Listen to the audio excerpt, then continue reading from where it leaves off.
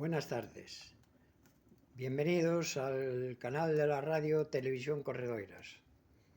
Hoy es el día 26 de enero del 2024 y quería enseñaros la lareira, el fuego de la lareira, a pesar de que hoy aquí en el valle, en o Val de Corredoiras, hace una temperatura de unos 20 grados.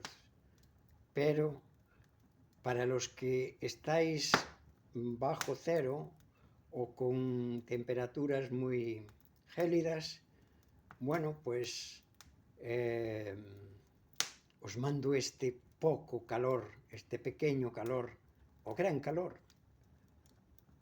desde el valle, desde o Val de Corredoiras a carón de la vieja lareira, donde se remontan los tiempos del fuego para la cocina, para la calor, y que Galicia fue testigo de estas grandes lareiras, de estas grandes lumbres que hoy ya desaparecieron.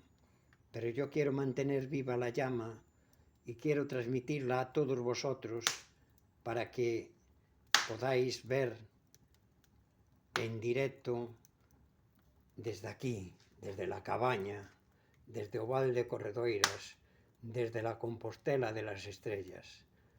Amigos, amigas, quiero, con este tiempo tan bueno que tenemos hoy en Galicia, por lo menos aquí en Compostela, quiero mandaros un saludo, un abrazo y que seáis, como siempre, moderadamente felices. Hasta siempre, amigos.